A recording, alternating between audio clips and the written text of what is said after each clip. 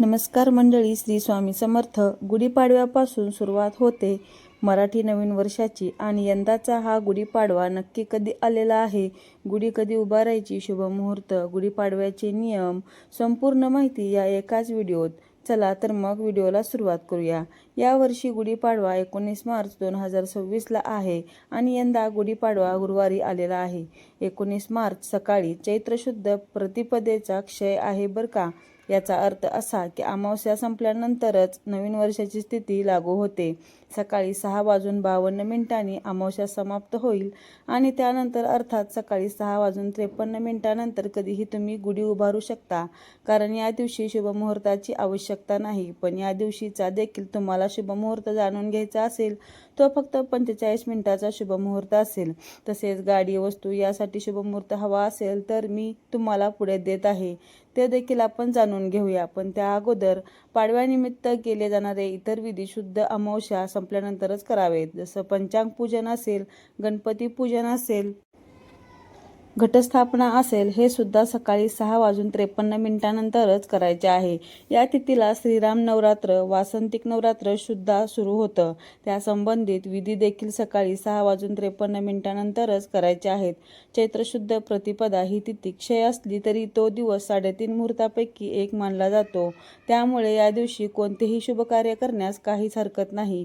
तुम्हाला नवीन गाडी घ्यायची असेल, नवीन घराचं रजिस्ट्रेशन करायचं असेल, सोनं घ्यायचं असेल, कुठलेही शुभ कार्य असू द्या, ते तुम्ही गुढीपाडव्याला करू शकता, कारण तो 3.5 मुहूर्तापैकी एक असल्यामुळे या दिवशी काहीही पंचांग बघण्याची गरज नसते. तसेच नवीन व्यवसायाचा शुभारंभ करणं असेल, नवीन करारावर सह्या करायच्या असतील तर तुम्ही त्यासाठी गुढीपाडव्याचा दिवस अगदी डोळे झाकून निवडू शकता. सौराष्ट्रीय पंचांगानुसार वर्षाचा पहिला महिना चैत्र असतो. सूर्य जेव्हा मेष राशीमध्ये प्रवेश करतो त्यावेळी भारतीय सौर पंचांग सुरू होतं. चैत्र महिन्यापासून वसंत ऋतूची सुरुवात होते. गुढी उभारून नववर्षाचं स्वागत केलं जातं. अत्यंत उत्साहपूर्ण असं वातावरण या दिवशी असतं. हिंदू नववर्ष प्रत्येक वर्षी नवे संवत्सर नाव घेऊन येतं असतं. तुम्हाला माहीत आहे का, दरवर्षी गुढीपाडव्याला एका नवीन संवत्सराचा प्रारंभ होतो. आता यंदा 19 मार्च 2026ला गुढीपाडवा असून श्री शालिवाहन शके 1948चा प्रारंभ होतोय. यंदा पराभव नावाचे संवत्सर देखील सुरू होत आहे. संवत्सर हा 1 वर्षाचा किंवा 12 महिन्याचा कालावधी असतो. चंद्रवर्षानुसार हा काळ सुमारे 354 दिवसाचा असतो आणि याला चांद्रवर्ष असेही म्हटलं जातं. गुढीपाडवा या दिवशी एक शके संवत्सर संपून दुसरं सुरू होत असतं. आता तुमच्या मनात एक प्रश्न असेल की संवत्सर म्हणजे नक्की काय? संवत्सर म्हणजे कालचक्र असून ही एक जुनी कालमापन पद्धती आहे. आपल्या पूर्वजांनी कालगणना ग्रहाच्या हालचालीवर आधारित ठेवलेले आहे. गुरुग्रहाला सूर्याभोवती एक फेरी पूर्ण करायला साधारण 12 वर्षे लागतात आणि या फेरीलाच आपण एक संवत्सर मानतो. आकाशात जेव्हा गुरुच्या 5 आणि शनीच्या 2 प्रदक्षिणा पूर्ण होतात तेव्हा बरोबर 60 वर्षाचे एक मोठे चक्र पूर्ण होते आणि पुन्हा या ग्रहांच्या स्थितीची पुनरावृत्ती होते.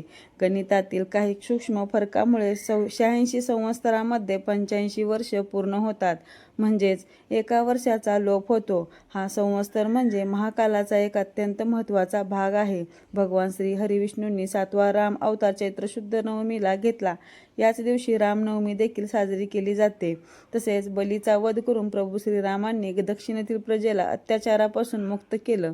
प्रजाजनांनी विजयाची गुढी उभारून हा दिवस साजरा केला. त्या दिवसापासून गुढीपाडवा साजरा करण्याची प्रथा सुरू झाली आहे, अशी मान्यता आहे. आता आपण जाणून घेऊया गुढी कशी उभारावी, त्याचं नेमका विधी काय आहे. पुढे बघा.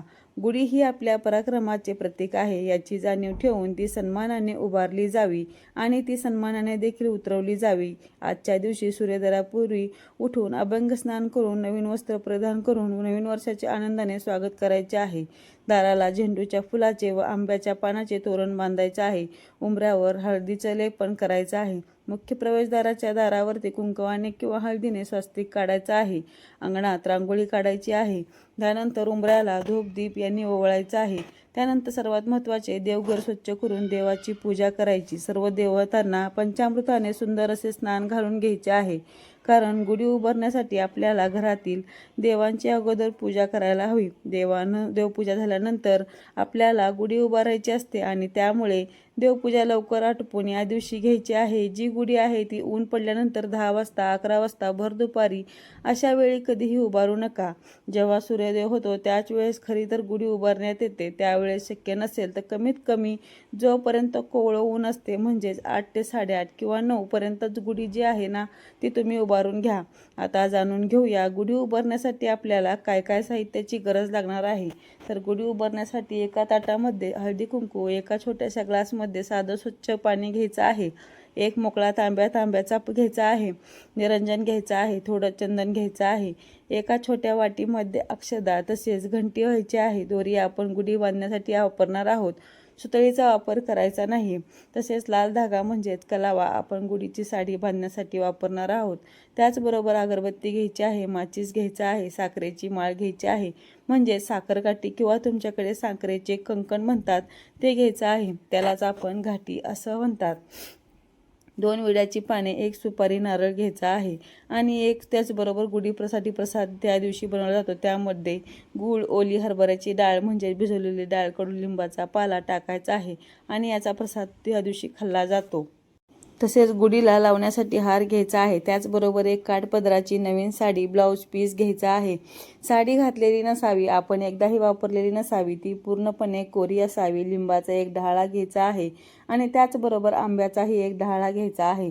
त्याचबरोबर आपल्याला एक बांबूची काठी लागणार आहे. त्याला आपण साडी बांधणार आहोत. गुढी उभारण्यासाठी आपल्याला बांबूची काठीच लागणार आहे आणि त्याला आपण वेळूची काठी देखील म्हणतो. तर ही बांबूची काठी सर्वप्रथम स्वच्छ धुवून घ्यायची आहे. जिथे गुढी उभारणार आहोत तिथे ती जागा स्वच्छ करून घ्यायची आहे. शक्यतो त्या जागी हळदीचे लेपन करून घेतलं तर अतिशय उत्तम. त्या जागी रांगोळी काढायची. हळदीचे लेपन नाही काढलं तरी रांगोळी काढायची छोटीशी आणि त्यावर हळदी कुंकू अर्पण करायचं. त्यावर छोटासा पाट किंवा छोटासा चौरंग ठेवायचा आहे. त्यावर सुद्धा तुम्हाला रांगोळी काढायची आहे किंवा एखादं लाल वस्त्र अंथरून घ्यायचं आहे. त्यावर थोडेसे तांदूळ टाकायचे आहे. त्यावर थोडंसं हळदी कुंकू अर्पण करून घ्यायचं आणि जी काठी आहे वेळूची स्वच्छ केलेली ती तिथे उभी करायची. त्या वेळूच्या काठीला सुरुवातीला हळदी कुंकू लावून घ्यायचं आहे. त्या पाटावर बाजूला दिवा लावून घ्यायचा आहे. छोटं निरंजन किंवा दिवा लावून घ्या.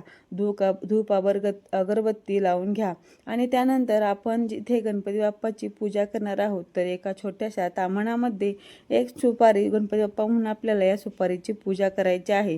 तुमच्याकडे जर छोटीशी मूर्ती असेल तर त्या मूर्तीची पूजा करू शकता.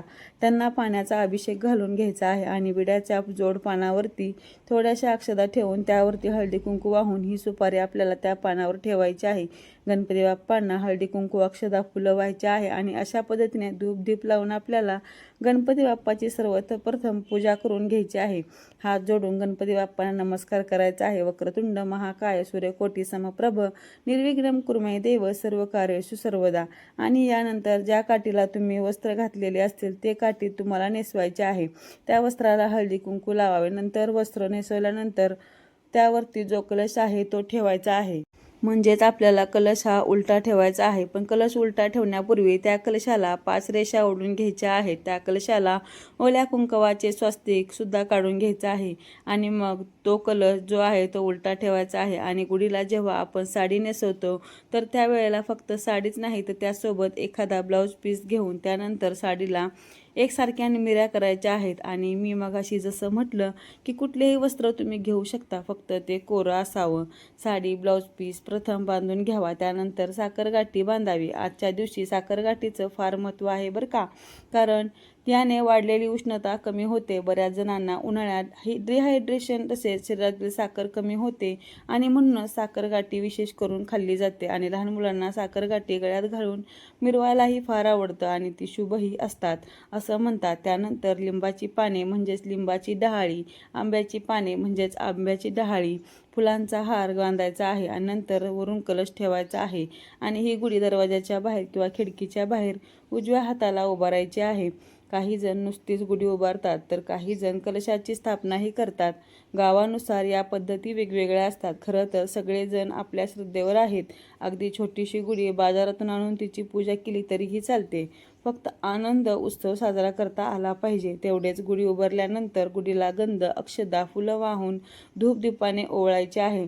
ओम ब्रह्मध्वजाय नमः हा मंत्र म्हणून गुढीला नमस्कार करायचा आहे.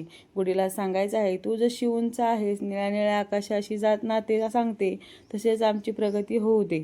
सदाचार यांची झेप घेऊ दे. नंतर कडुलिंबाच्या पानांचा जो नैवेद्य आपण बनवला होता तो गुढीला दाखवायचा आहे. त्याचबरोबर तुम्ही पंचामृताचा नैवेद्य या प्रसादाबरोबर दाखवू शकता आणि प्रसाद म्हणून घरातल्या सगळ्यांना वाटायचा आहे. कडुलिंब हा शीतगुणांचा आहे म्हणून शरीरातील उष्णता कमी याने होते. तसेच वसंत ऋतू कफाचा प्रकोप झाला आहे आणि कफदोषामुळे वाढलेल्या आजारांचेही शमन कडुलिंबाच्या पानामुळे होतात. असे बरेच फायदे कडुलिंबामुळे होतात. गुढीची पूजा झाल्यानंतर पंचांग वाचन आणि नवीन खरेदी केलेली पुस्तके किंवा नवीन खरेदी केलेल्या वस्तूची पूजा आज करायची आहे. लाल व पिवळ्या पोटलीची पूजा करायची आहे. पोटलीची पूजा कशी करायची आहे त्यासाठी नवीन व्हिडिओ बनवणारच आहे, ते तुम्ही पहा. शालेय साहित्य, पाटी वह्या सर्व पूजनांची ही प्रथा आहे. तर आपण नेहमी वापरतो त्या वस्तूचे देखील फुलं वाहून पूजा करायची आहे. पंचांगणात दिलेले सर्व फल वाचावे असे म्हटले जाते. म्हणूनच अनेक ठिकाणी गुढीपाडव्याच्या दिवशी सकाळी पंचांग घरी आणून त्याचे पूजन करून सहस्त्रफलाचे वाचन श्रद्धापूर्वक केले जाते. त्यानंतर तुमचा स्वयंपाक होईल तेव्हा गुढीला सागर संगीत असा नैवेद्य दाखवायचा आहे. कोणी पुरणाचा तर कोणी श्रीखंडपुरीचा नैवेद्य दाखवतात. घरात जे काही बनवले आहे त्याचा नैवेद्य दाखवावा. फक्त गोडधोडाचा नैवेद्य असावा, कारण नवीन वर्षाची सुरुवात ही गोडधोडानेच असावी. आपला दिवस सूर्योदयापासून सुरू होतो आणि म्हणून गुढी सूर्योदयाच्या वेळी उभारली जावी. म्हणून कोवळं ऊन असेपर्यंतच ती उभारावी. नंतर सूर्यास्ताच्या साधारण 10 मिनिटे आधी उतरावी असे सांगितलं. प्रदोष काळामध्ये आपल्याला गुढी जी आहे ते उतरायची आहे. गुढी उतरवताना सुद्धा दिवा लावून घ्यायचा आहे. धूप अगरबत्ती ओवाळायची, हळदी कुंकू लावून घ्यायचं. घरातील सर्वांनी गुढीच्या पाया पडायचे आहे. गुढीला प्रार्थना करायची आहे की माझ्या आयुष्यामध्ये सुखसमृद्धी, ऐश्वर्य राहू दे. माझ्या घरामध्ये धनधान्याची भरभराट होऊ दे. प्रार्थना करून सर्वांनी नमस्कार करायचा. त्यानंतर तुम्हाला गुढी जी आहे ती उतरायची आहे. साखरगाठी घरातील सगळ्यांना प्रसाद म्हणून खायला द्यायची आहे. गुढीला लांबवलेल्या लिंबाची पाने आहेत त्या तुम्ही धान्यामध्ये वापर करू शकता, म्हणजे त्यामुळे धान्याला कीड लागणार नाही. फुले, हार हे निर्माल्य विसर्जन करावे. गुढी उभारण्याचा शुभमुहूर्त जाणून घेऊया. बघा, गुढीपाडव्याच्या आदल्या दिवशी असलेल्या अमावस्या 19 मार्चला सकाळी 6:54 संपणार आहे. आपण गुढी उभारू शकतो ती नंतरनं. त्यासाठी गुढी उभारण्यासाठी सर्वात प्रबळ आणि शुभ मुहूर्त सकाळी 7 ते पावणे 8 वाजेपर्यंत आहे. या 45 मिनिटाच्या कालावधीतच गुढी उभारून तिची पूजा करावी. तसेच गुढीपाडव्याच्या दिवशी नवीन जागा खरेदी, बुकिंग किंवा सोने खरेदी किंवा वाहन खरेदी आपण करू शकतो. यासाठी दिवसभर शुभ मुहूर्त आहे. परंतु जो अतिशुभ मुहूर्त आहे तो आहे 19 मार्च रोजी दुपारी 2:30 वाजल्यापासून ते 3:30 पर्यंत, म्हणजे 1 तासाचा हा शुभ मुहूर्त असेल. तर आता आपण महिलांनी गुढीपाडव्याला आवर्जून हे नियम पाळले पाहिजेत, ते थोडक्यात मी तुम्हाला सांगणार आहे. ज्योतिषशास्त्रानुसार घरासमोर तुम्ही गुढी उभारत असाल तर जेव्हा तुम्ही बाहेरून घरामध्ये प्रवेश करता ती तुमची उजवी साईड असणार आहे, तर तेथे तुम्हाला गुढी उभारायची आहे. गुढी उभारताना नेहमी घरातील पूर्व किंवा उत्तर दिशेला अंगणात किंवा बाल्कनीमध्ये गुढी उभारणे सोयीस्कर मानले जाते, कारण हा दिवस 3.5 शुभ मुहूर्तापैकी एक सुद्धा आहे. या दिवशी खूप शुभ मानल्या जातात. आता गुढी उभारताना चुकूनही तुम्ही दक्षिण दिशेला तोंड करून गुढी उभारू नका किंवा गुढीची पूजा करू नका. गुढी आहे तर ती उभारू शकता. गुढीची साडी शक्यतो पिवळ्या रंगाची, लाल, केशरी, हिरव्या रंगाची आणि गुलाबी रंगाची असावी. इतरही तुम्ही घेऊ शकता, परंतु हे रंग जे आहेत ते विशेष आहेत, शुभ मानले जातात.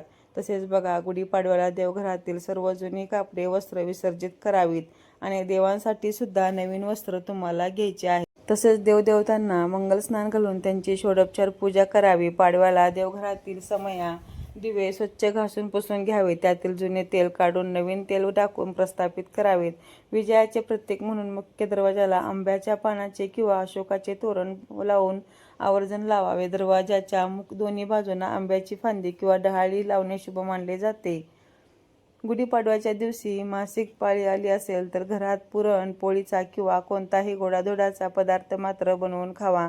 कारण असे म्हटले जाते की सण हे कधी सुने देऊ नये, गोडधोड घरातील सगळ्यांनी खावे. फक्त देवाला नैवेद्य दाखवू नये, गुढीची पूजा देखील करू नये. घरातील पुरुषांनी गुढी बांधू शकता, फक्त स्त्रियांनी स्पर्श केलेल्या कुठल्याही वस्तू गुढीसाठी मात्र वापरू नये. तसेच सुतक असेल तरी देखील स्वयंपाक करून खावा, पण गुढी बांधू नये म्हणजे ती उभारू नये. तर तुम्हाला मासिक पाळीचा 4था दिवस जरी असेल तरी देखील गुढीची पूजा करू नये, देवाला नैवेद्य दाखवू नये. काही जणांना असे वाटते की डोक्यावरून पाणी घेतल्यामुळे सर्व केलेलं चालतं, परंतु 4 दिवस पूर्ण झाल्यावर 5व्या दिवशी जर मासिक पाळी येत नसेल तरच पूजा करा. आता आपल्याला या व्हिडिओमध्ये तुम्हाला ही जाणून घेतलेली माहिती अगदी योग्य वाटली असेल तर आपल्याला फक्त श्री स्वामी समर्थ ही कमेंटमध्ये सांगा. धन्यवाद.